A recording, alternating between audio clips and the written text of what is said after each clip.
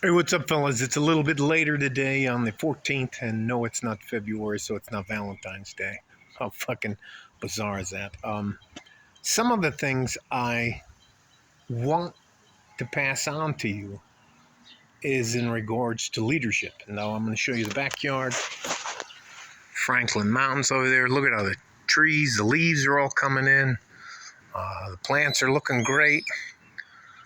The birds are building nests and mating and all that kind of stuff. All the plants are blooming, having a good time. The pool is getting a little trashed because the wind's going to get up to, I think, almost 30-mile-an-hour wind gusts. So let me take you inside and sit you down. Some of the things that nobody wants to talk to you about is the fact that you have to understand, if you want to be a successful man, you kind of have to know what leadership is. And that is a bunch of different things to a bunch of different people. So I'm going to give you some of the basics that you have to have in order to be successful throughout your lifetime as a man. All right. There are two types of leaders in any type of organization, whether it's Walmart, gas station, bureaucracy such as a government agency, the DOT, Department of Transportation, Water Health, all those kind of stuff, FBI, all this kind of stuff. There are two types of leaders in all of those institutions, and including in businesses.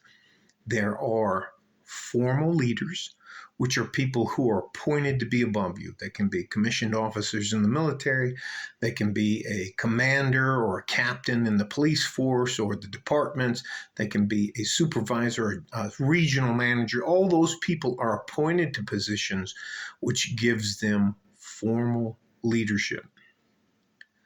The leadership that I think you should concentrate on as a younger man is what's called becoming an informal leader. Informal leadership deals with leading by example. Leading by example means that you don't get caught slipping. You show up on time. In fact, you're early. Nobody can point at you and go, hey, you should have done that a little bit better. You control all of the things that you have control over. Meaning, I know that I know and understand what an implied task is. Hey, I need you here at 8:30.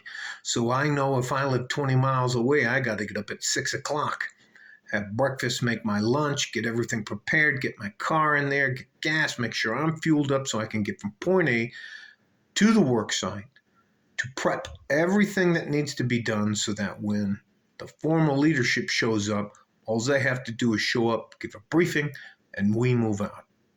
That's being an informal leader. An informal leader does not complain in public.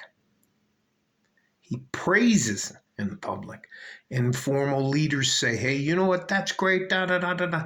And rather than point out someone's inefficiencies or mistakes in public, they wait till everything's over. They pull that person aside and they say, you know what? You fucked that all up.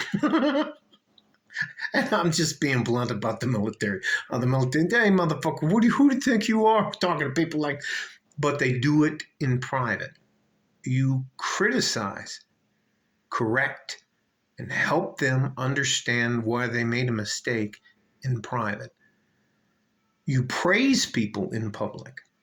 And once you understand these very simple principles, you will, whether you want to or not, you're going to be someone that people know they can depend on.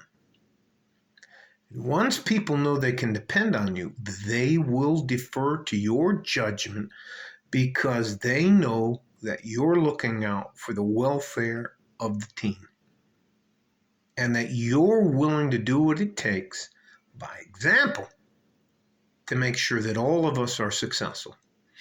Now, I have a lot of, look, I got a dent. Anyways, I don't want to make fun.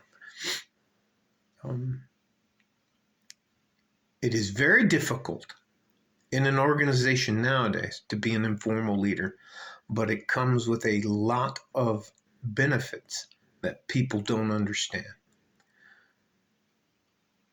There's a reason why unions became successful in the United States, because the informal leaders finally told the people up there who weren't leading by example, who were ivory tower managers, hey, motherfucker, you don't know what it's like to be down here on the bottom. We need a little bit of, anyways, let me not get off the subject.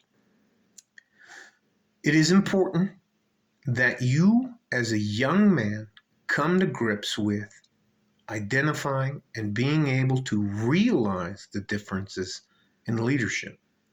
We lead by example. If we're an informal leader, we control all the things that we can to make us successful and help our team succeed. If you are a formal leader and you go from being an informal leader and you're promoted to a supervisor, you have to change the way that you do business. You must come to grips with the fact that you have to make decisions that people are not going to like, and you're going to have to do them regardless of the people you came up with. So that's probably way too much. I don't want to bore you guys about this kind of stuff, and it comes with a young man today. He's 23. He's getting promoted to become an assistant supervisor at a warehouse, and that requires him to be accountable for the people who are underneath him, and that also means that he has to hold the people underneath him accountable for the things they're supposed to do. All right, so we had this talk from about 8:30 to whatever time it is now. Guys, we need you. I don't want you to think that you aren't important because none of us older guys are going to fucking survive and get older without having you good, average, hard-working young men making things happen. I'm never going to take anything from you. I don't want anything from you. I want you to succeed because, and for selfish reasons, because you are my future. And if no one before you gives a shit about you, why, when you get to the point, would you give a shit about any of us? Stay safe and healthy. Take care of each other if you can. And if you can't, you have to take care of yourself. First, you're always first. I don't give a fuck what anybody tells you. You are always first. First, give you my Friday radio voice. Like a 14 G-string from West Texas, El Paso. I'm out of here.